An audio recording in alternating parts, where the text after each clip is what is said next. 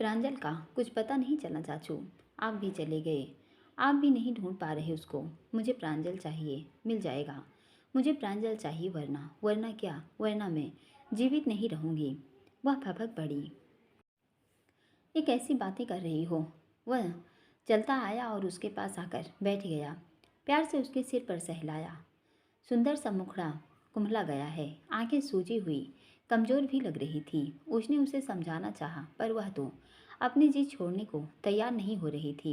अगर मुझे प्रांजल नहीं मिला तो मैं जिंदा नहीं रहूंगी। आप उसे ढूंढ कर वापस लाओ, जहाँ मर्जी से, पर वापस बुलाओ। ढूंढ रहे हैं, पता नहीं कहाँ चला गया। पर यह बात तुम्हें भी समझनी होगी कि इस तरह खुद को तकलीफ देने से कोई सोल्यूशन नहीं निकलेगा। इस बात को समझो और संभालो खुद को। यूं हिम्मत हारने से कुछ नहीं होगा। मैं एक पल भी उसकी यादों से नहीं निकल पा रही, और उसे इसकी कोई फिक्र नहीं। वो ऐसा कैसे कर सकता है। उसे आना पड़ेगा वापस।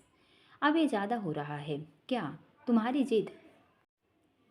जिद नहीं चाचू, प्रांजल मेरा प्यार है। तुम्हारा प्यार है क्या? यही होना बाकी है। मैं समझी नहीं। प्रांजल एक जीता जागता इंसान है। उसकी भी मर्जी है, पसंद नापसंद है। तुम्हारी जिद पूरी करने की धुन में हमने उसे और उसकी फैमिली को कम्प्लीटली इग्नोर किया। वह एक आर्टिस्ट है, इमोशनल है, फैमिली के प्रेशर से झुक गया। पर इन द एंड क्या हुआ? वह सारा गुस्सा गुब्बार के रूप में निकला। अगर वह नहीं करना चाहता शादी तो हमने रीजन भी नहीं जानना चाहा। कुछ बड़ी बात होगी तभी वो चला गया। आज पहली बार अविराज ने प्रांजल के हक में भी सोचा, जो वह हमेशा इग्नोर किया करता था। प्यार करता है वो मुझसे, अभी भी बस नाराज़गी में गया है। अगर वो तुमसे प्यार करता तो वह ऐसे नहीं करता। शायद हम सबने उसे ज़्यादा प्रेशराइज किया, इसलिए वह यूँ बेखौफ होकर चला गया।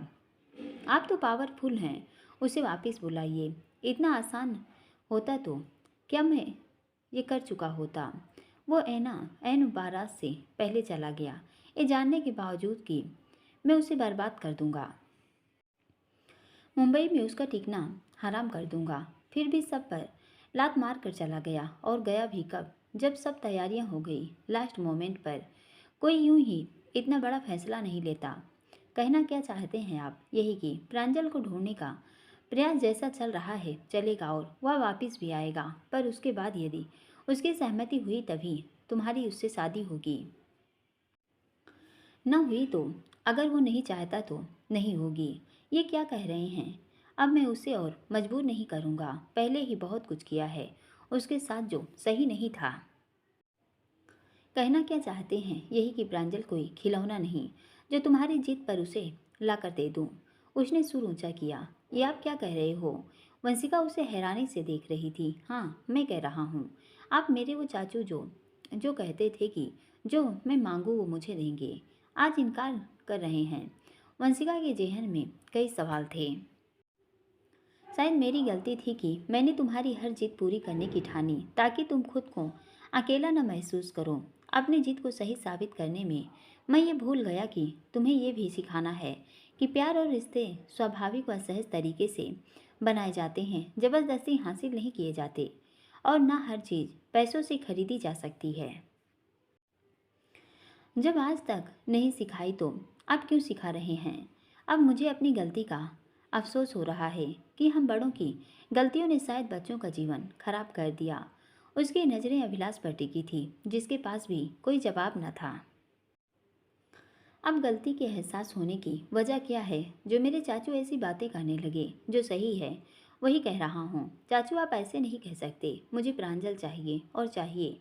बस ये आखिरी विश पूरी कर दो, फिर आपसे कुछ नहीं मांगूंगी, प्लीज़। वह गिड़गिड़ाने लगी। प्रांजल अब अपनी मर्जी से शादी करेगा, तभी तुम्हारी शादी उससे होगी। मैं अब उस पर कोई ज़बरदस्ती नहीं करूँगा, और ये मेरा आखिरी फैसला है। अगर मेरी शादी उससे नहीं हुई तो मैं मर जाऊंगी। पागलों जैसी बातें बंद करो। तुम्हें खुद को संभालना है, और कल तक तुम मुझे बिल्कुल ठीक मिलनी चाहिए, पहले जैसे। दोस्तों को घर बुलाओ, पार्टी करो, नहीं तो आउटिंग कर लो, शॉपिंग करो। खुद को पहले जैसे बनाओ। जितना जल्दी इस बात को समझोगी उतनी जल्दी खड़ी होना सीखोगी। प्रांजल को पता है कि तुम उसके बगैर रह नहीं सकती, इसलिए ऐसे कर रहा है। तुम्हारा ऐसे रहना उसकी जीत हुई। वह तुम्हें सोशल मीडिया पर जरूर स्टॉक करता होगा, यह जानने की तुम कैसा फील कर रही हो। उसको ये दिखाओ कि तुम्हें कोई फर्क नहीं पड़ रहा। आई होप कि कल तक तुम बिल्कुल नॉर्मल हो उठोगी। और वह उठ गया। चाचू ऐसे मत बोलो, मैं मर जाऊंगी। वह गिड़गिड़ाती रही, पर अविराज ने मन मजबूत किया और उसकी तरफ से मुंह फेर लिया और कमरे से बाहर निकल गया। अविराज के जाने के बाद अविनाश ने वंशु को चुप कराने की कोशिश की, पर वह फूट फूट कर रो रही थी। डैड, चाचू क्यों बदल गए? बदला नहीं है, शायद वह भी प्रांजल को नहीं ढूंढ पा रहा। ऐसे नहीं होता तो वो तेरे बोलने से पहले ही वो काम कर चुका होता। अगर वो कह रहा है कि प्रांजल को भूल जाओ तो कोशिश करो अपना मन कहीं और लगाने की। नहीं हो सकता। वह वापस लेट गई।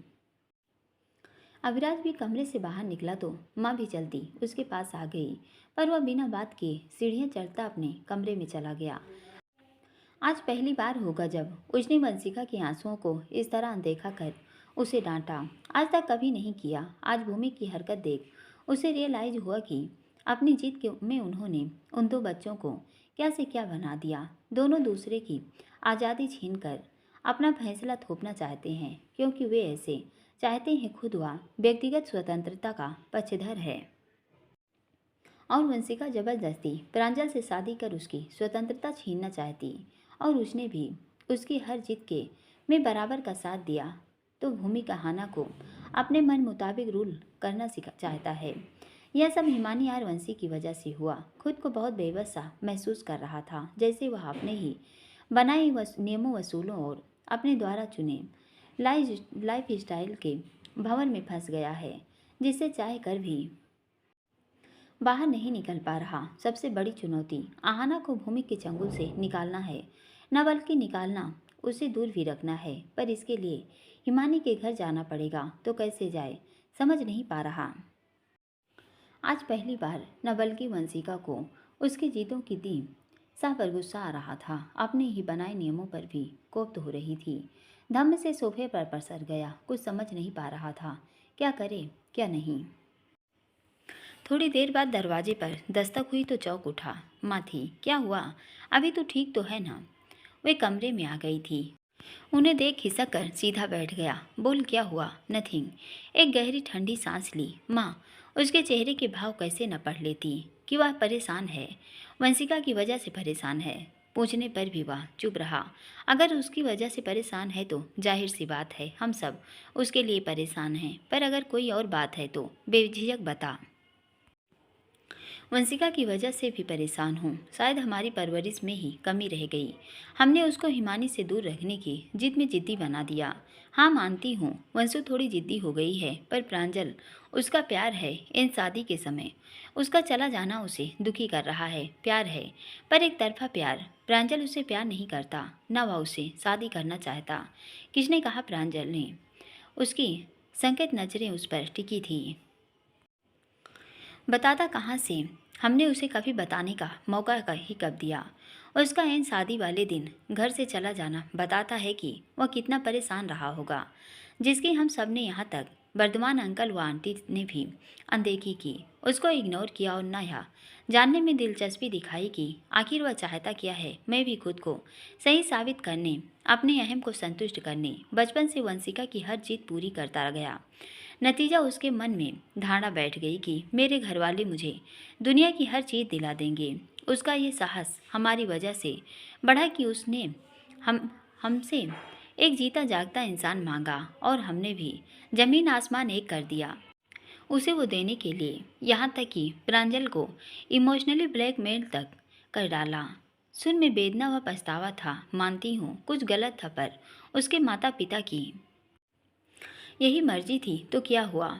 और ये आज ही मुझे तुझे समझ आया। आज तक तो तूने कभी ये बात नहीं सोची, क्योंकि तब मेरे सामने भूमि का उदाहरण नहीं था। मतलब भूमि का नाम आते ही तुरंत चौंक पड़ी। मतलब ये कि जैसी चीज़ वंशिका कर रही है वही भूमि भी कर रहा है। कैसी जिद?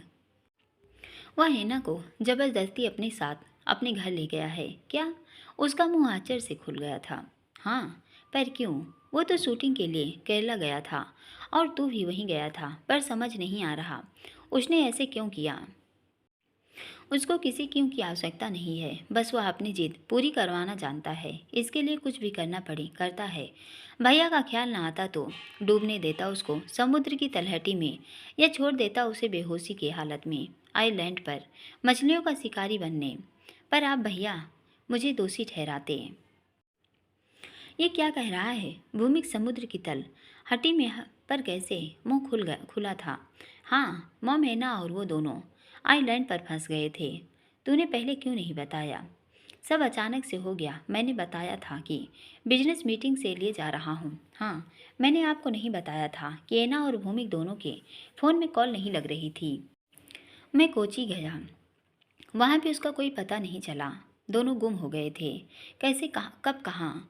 उसने पूछने पर वह सब कुछ बता देता है तो सुनकर दंग रह गई। मैं भी घबरा गया था। आखिर हमारा खून है, उसको बचाया, पर वह तो पूरा चिकना घड़ा है। वापस आकर मुझे भला बुरा करने लगा। वो मैं बर्दाश्त कर रहा था, पर अब उसकी ऐसी हरकत नाकाबिले बर्दाश्त है और मुझे उसे अपना खून कहने में भी ऐतराज़ है। अभी शांत हो जा और पूरी बात बता। कैसा है वो अब? उसको क्या ज़रूरत थी वापिस आने की? टेंशन मत करो, ठीक है वो। बस पैर में गोली क्या जख्म है, कुछ दिन में ठीक हो जाएगा। क्या? हाँ। मेरा भूमिक आंखों से आंसू टपक पड़े। मत बहाओ उसके लिए आंसू, वो इसके लायक नहीं। जैसा भी है इस खानदान का अगला वारिस है। उसका इस घर में कोई लेना देना नहीं। और वो क्यों वारिस होगा जब उसे खुद को खुराना कहने में भी शर्म आती है।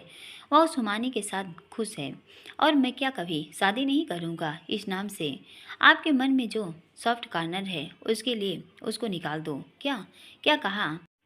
एके मेरी कंपनी है और मेरी रहेगी। भूमि को इसमें मत घसीटो। अच्छा ये बता, जख्म ज़्यादा गहरा तो नहीं है? वो ठीक तो है, हो जाएगा। ठीक है वो। मैं घंटे के लिए हॉस्पिटल से गया कि इतने में ही हॉस्पिटल से डिस्चार्ज भी ले लिया और मुंबई आ गया। तो इसमें परेशान होने वाली क्या बात है, क्योंकि वह अकेला नहीं आया, एना को भी ज़बरदस्ती अपने साथ लाया है। क्या? हाँ, और अब कहता है कि वह उसके साथ रहेगी। साथ रहेगी मतलब क्या वो शादी करेगा उससे? उनके मुंह से अनायास निकला तो अविरात को अच्छा नहीं लगा। ये क्या कह रही हैं मॉम? क्यों, क्या हुआ? एना से भूमि कैसी शादी कर सकता है जबकि वो मेरे साथ है? कहता रुक गया। तेरे साथ क्या? मेरे साथ है। मेरे साथ है? साथ है मतलब? वो तो तेरी दोस्त है सिर्फ। हाँ, पर सिर्फ दोस्त नहीं, उससे कहीं अधिक।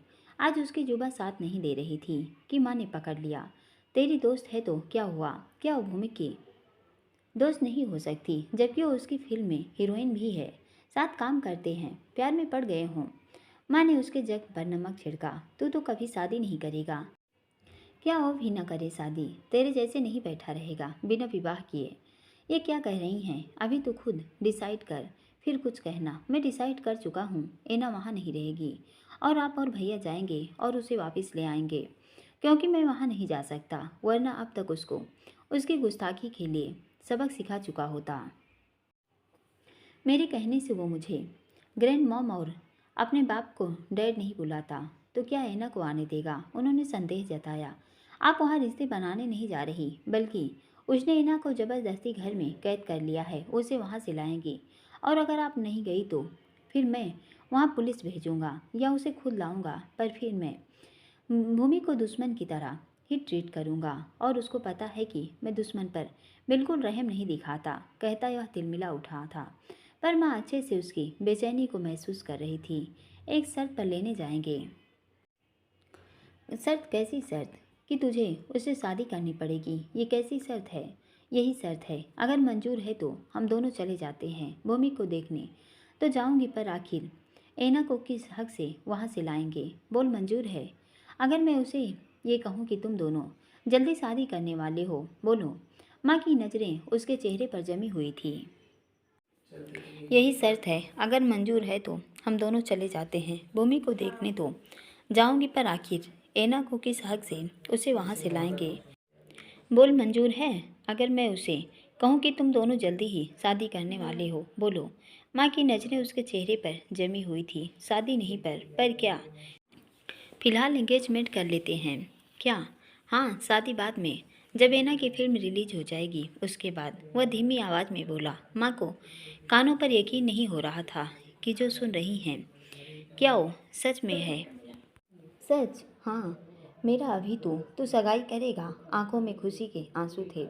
हाँ, पर सिर्फ फैमिली मेंबर ही होंगे। बिल्कुल सिंपल फंक्शन होगा। वो भी तब जब या तो प्रांजल लौट आए या वंशिका नॉर्मल हो जाएगी। मुझे मंजूर है।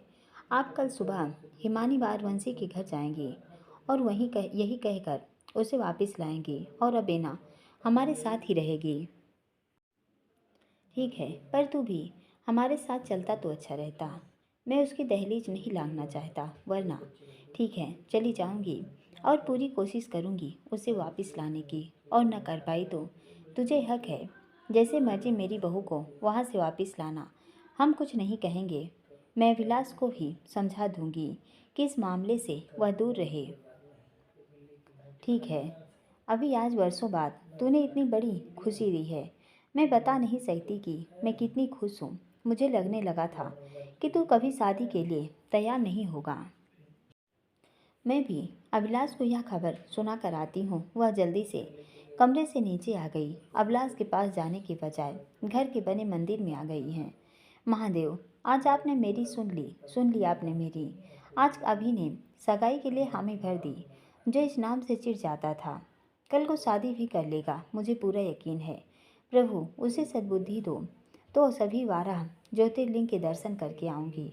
बस मेरे अभी का घर बस जाए और मैं दुनिया छोड़ने से पहले उसके बच्चे गोद में खिला सकूं। ओम नमः शिवाय, ओम नमः शिवाय, ओम नमः शिवाय पंचाधरी का जाप करने लगी।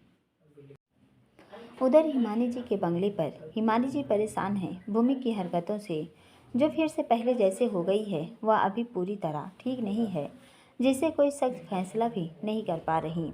उसके पैर का जख्म अभी ताज़ा है और उसने हॉस्पिटल में एडमिट होने से भी इनकार कर दिया, तो घर पर भी डॉक्टर्स की टीम बुलवा दी ताकि उसे पूरा इलाज मिल सके। उसने यहाना का पहला वाला कमरा खुलवा दिया और उसके साथ उसी कमरे में आ गया। अब तुम यहाँ रहोगी। पर क्यों? वह चिल्ला गई। ताकि तुम अविराज खुराना से दूर रह सको। क्यों कर रहे हैं ऐसा? क्या हो गया आपको? आप ऐसे रंग क्यों बदलते रहते हैं? मैंने कोई रंग नहीं बदला।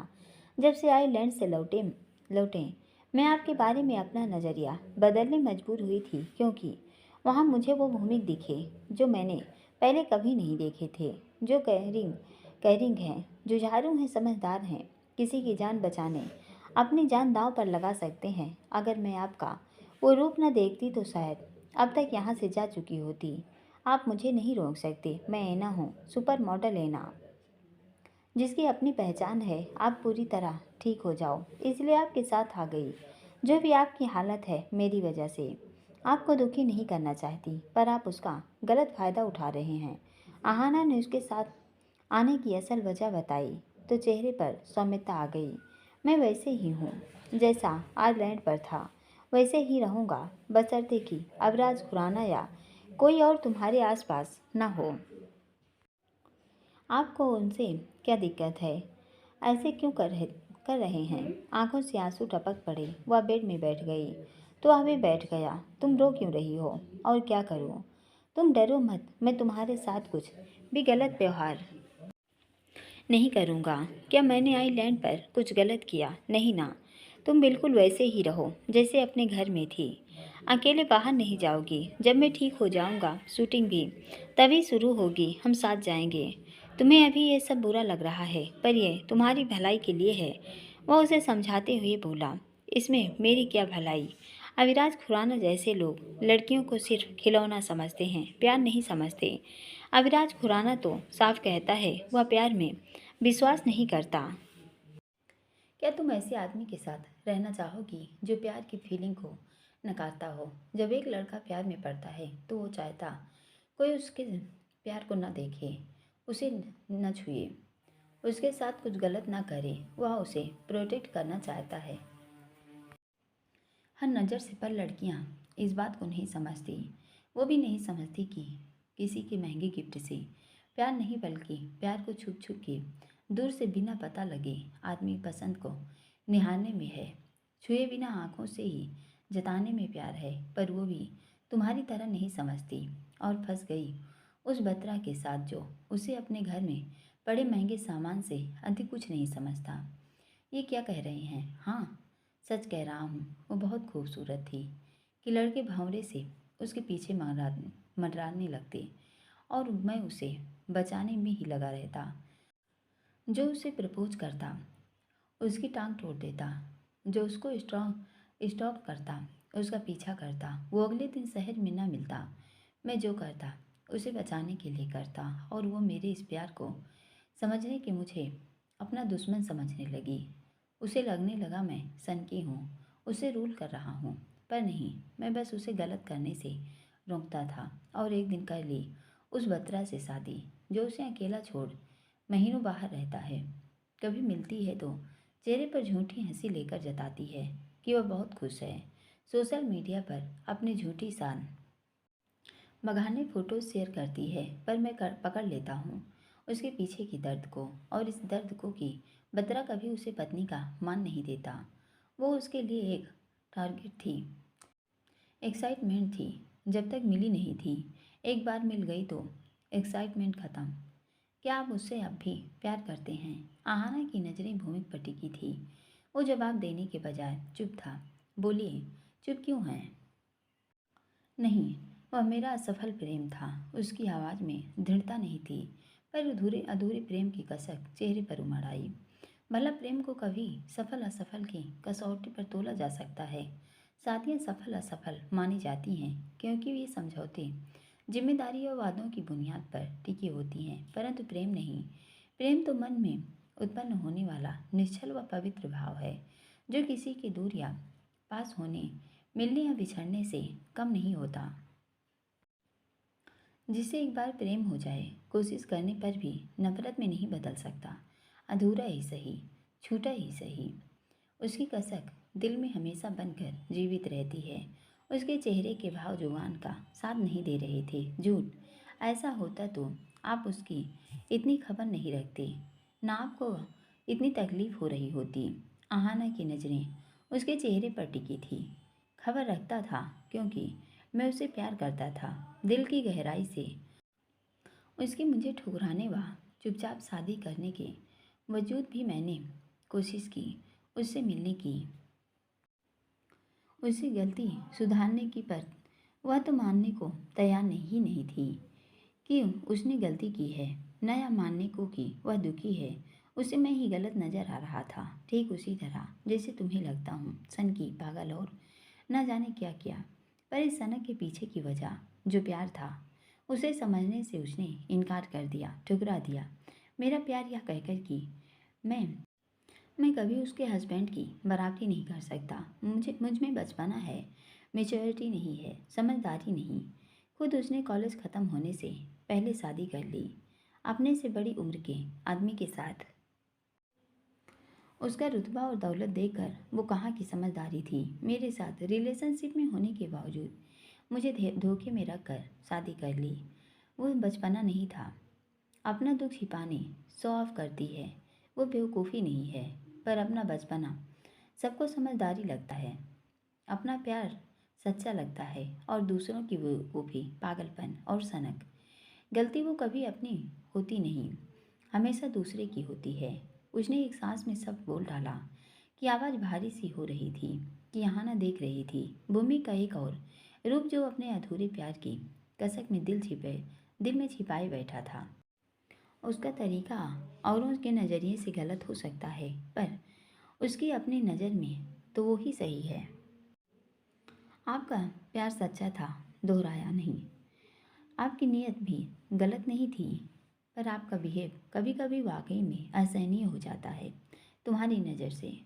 एक लड़की चाहती है कि उसे सच्चा प्यार मिले, उसके लिए रिश्ते और भावनाएं हर किसी चीज़ से पहले आती है, पर पर वह अपने लिए रिस्पेक्ट और रिश्ते में सुरक्षा का भाव भी चाहती है। शादी एक दिन, एक हफ्ते, एक महीने या एक साल का रिश्ता नहीं, बल्कि उम्र भर साथ चलने का होता है, जिसमें आपसी समझदारी मायने रखती है। शायद वह आपके बिहेव से डर गई हो। उसे लगा हो कि आपके साथ उसका रिश्ता टिक नहीं पाएगा, इसलिए जल्दबाजी में ऐसा कदम उठाया। वह मुझे कोई चंद दिन से नहीं जानती थी। हमारा 3 साल का रिश्ता था। छोटी छोटी गलतियाँ मजबूत से मजबूत रिश्ता खा जाती हैं।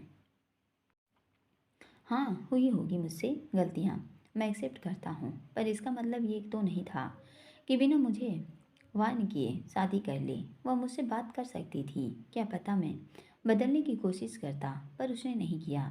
यहाँ तक कि मुझसे सामना हो तो वह फाइनल एग्ज़ाम देने भी नहीं आई।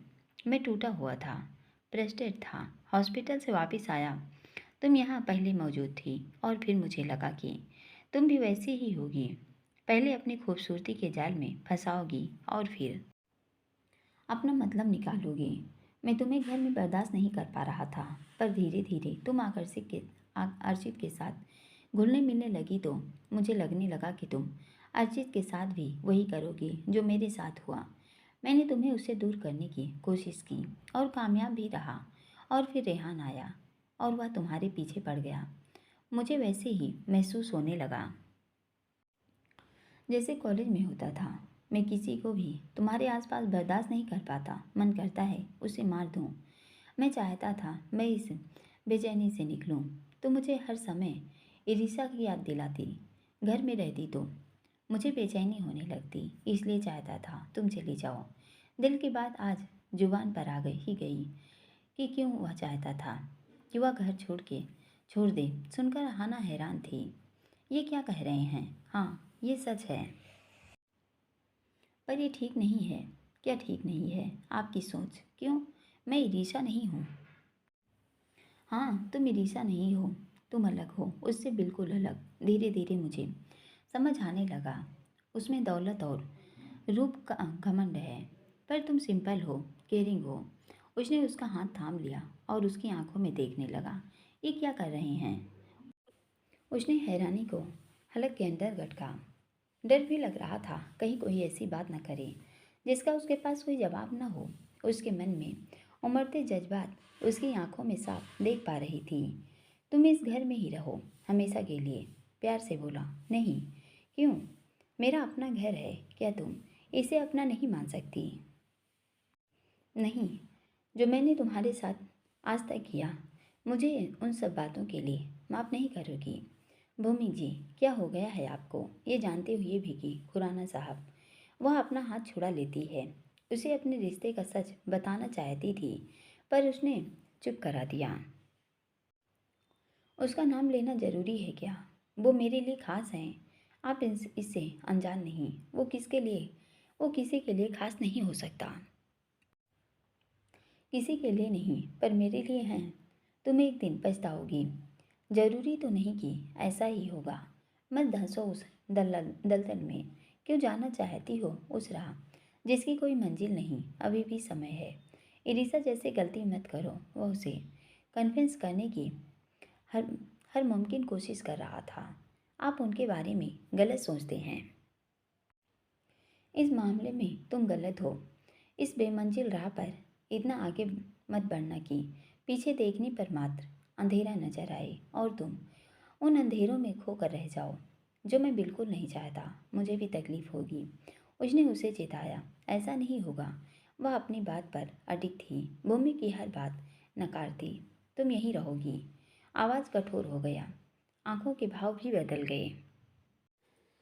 पर मैं सो जाओ अब, गुड नाइट। वह उठ गया। मेरी रिंग तो वापस कर दीजिए, उसने हिम्मत बटोर कर कहा। एक पल को दिल मिलाया, पर अगले पल खुद को संभाला, वापस बैठ गया। एक शर्त पर रिंग वापस दूंगा। क्या? तुम जाने की बात नहीं करोगी जब तक मैं न चाहूँ। उसकी नज़रें उत्तर की प्रतीक्षा में आहना के चेहरे पर जमी थी।